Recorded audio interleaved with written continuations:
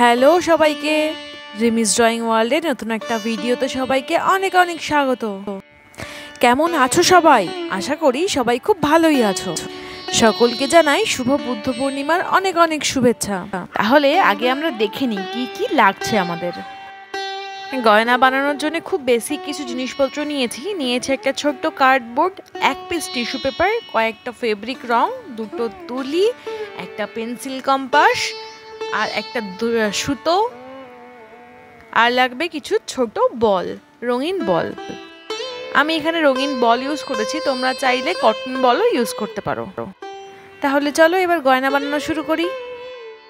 তোমরা হয়তো সকলেই জানো যে খুব কঠিন জিনিস আমি তোমাদের সামনে খুবই সোজা করে প্রেজেন্ট করি, ঠিক তেমনি করে এই যে পেন্ডেন্টটা আজকে বানাবো সেটাও খুব সোজা করে তোমাদের সামনে প্রেজেন্ট করার চেষ্টা করছি।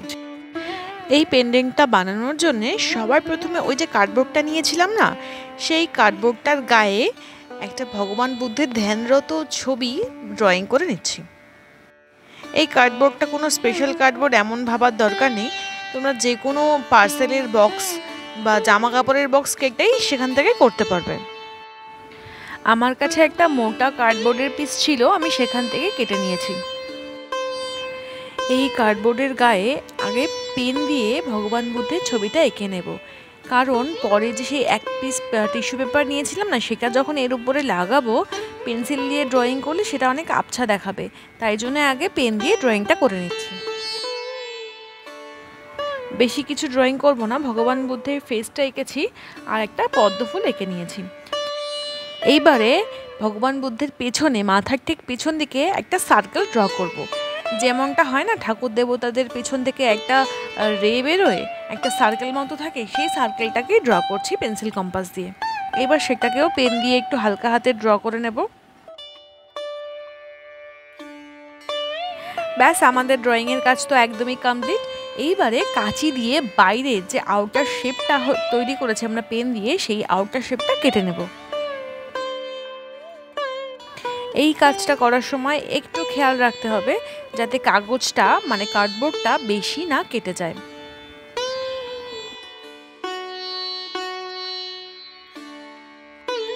দেখো, ঠিক এইভাবে খুব যত্ন করে এই যে সম্পূর্ণ যে ড্রয়িংটা করেছি সেই ড্রয়িংয়ের বাইরের পোর্শনটা আমরা কেটে বাদ দিয়ে দিয়েছি।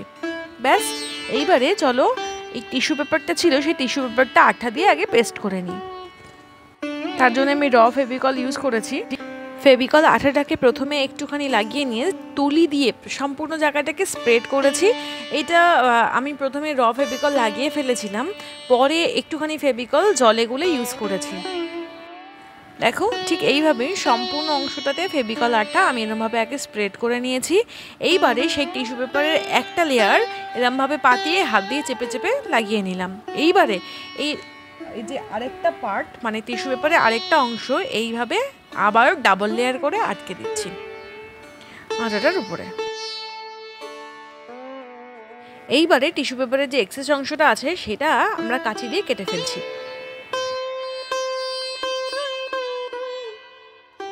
তোমাদের বললাম না একটুখানি ফেভিকল জলে গুলে পরে ইউজ করেছি, সেই যে জলে গোলা ফেভিকলটা সেটাই এখন তুলির সাহায্যে উপরে লাগিয়ে দিচ্ছি, যাতে এই টিস্যু পেপারটা একটু ভালোভাবে এর গায়ে লেগে যায়।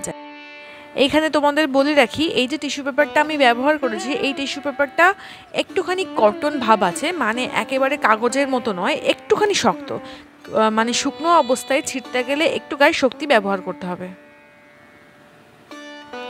আমি বাজারে টিস্যু পেপার আনতে গিয়ে দেখলাম যে এইরকম একটা টিস্যু পেপার আছে, তো দেখলাম যে খুবই এটা আমার কাজে লাগবে, এটাই ওর জন্য ব্যবহার করছি গয়না বানানোর জন্য।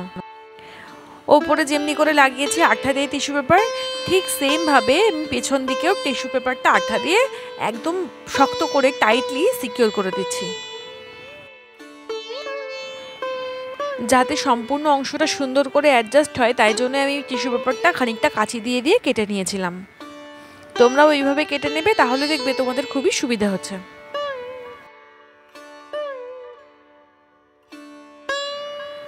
এই আঠা লাগানোর পরে মোটামুটি তোমরা 5 মিনিট রেস্টে রেখে দেবে, তাহলে দেখবে আঠাটা শুকিয়ে গেলে তোমাদের রং করতে অনেক সুবিধে হচ্ছে।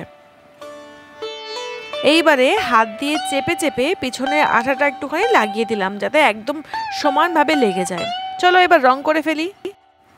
ভগবান বুদ্ধের মাথার পেছন দিকের যে অংশটা ছিল না গোল, যে রেটা বেরোচ্ছিল যেখান থেকে, সেইখানটায় আমরা কোবাল্ট ব্লু আর সাদা দিয়ে করব। প্রথমে কোবাল্ট ব্লু রঙটা চারিদিকে লাগিয়ে নিচ্ছি গোল করে, এরপরে ভেতরের অংশটা একটু সাদা দিয়ে মিশিয়ে দেব।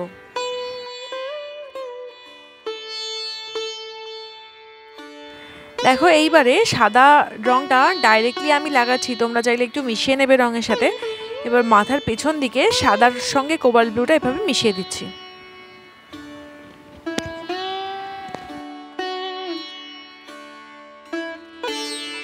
এইভাবে মিশিয়ে দিয়ে দেখো খুব সুন্দর একটা টেক্সচার তৈরি করলাম। আমাদের এই মাথার পেছন মানে ব্যাকগ্রাউন্ডের রং তো মোটামুটি কমপ্লিট। এইবারে করব আমরা গায়ের রং। গায়েতে রং করার জন্য ইউজ করছি পিচ রং। আমার কাছে রেডিমেড পিচ রং ছিল, তাই আমি সেটা ইউজ করছি। যদি তোমাদের কাছে না থাকে তাহলে একটু লেমন ইয়েলোর সঙ্গে সাদা আর একটু ভার্মিলিয়ন রেড খুব সামান্য পরিমাণে মিশিয়ে নেবে, দেখবে পিচ রং তৈরি হয়ে গেছে। গায়ে যেটুকু অংশ দেখা যাচ্ছিল সেটুকুতে তো পিচ করেছি, আর মাথার করছি বার্ন সাইনা।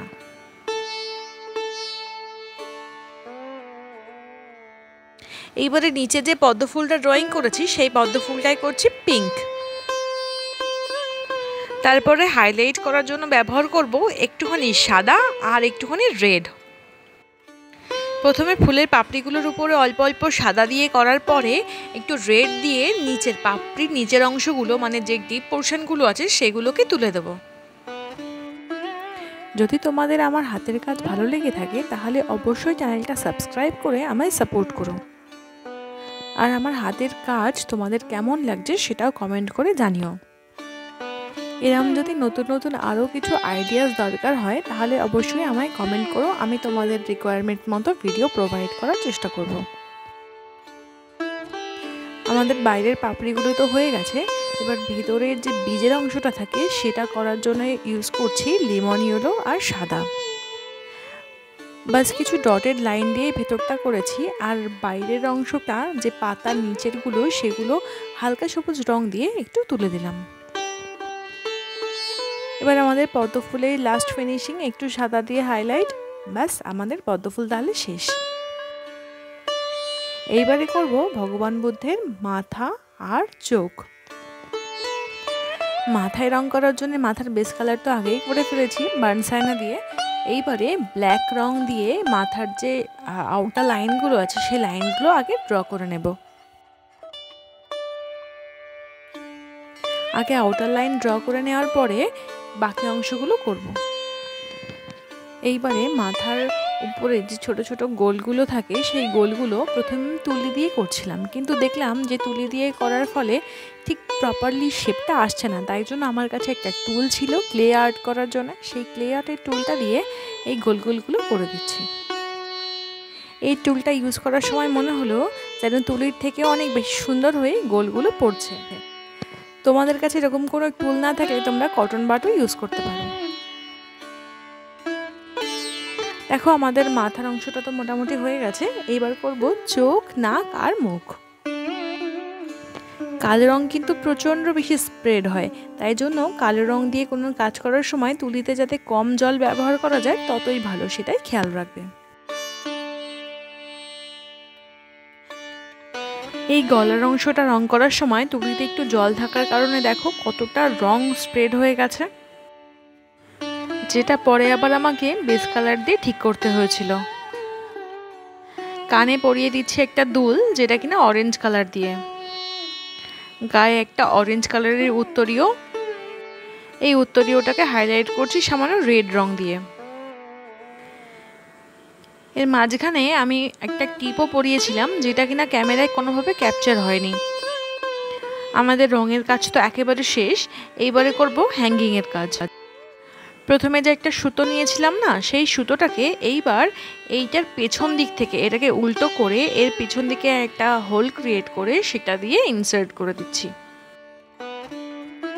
এই বেসটা যেহেতু কাগজের, তাই জন্য এই কাজটা একটু সাবধানে করতে হবে যেন কাগজটা ছিঁড়ে না যায় বা ড্যামেজ না হয়ে যায়। এই সুতোটা ঢোকানোর পরে সুতোটা যেহেতু দুই ভাঁজ ছিল, সেই এক ভাঁজ করে এইভাবে আমরা একটা লক করে দিলাম।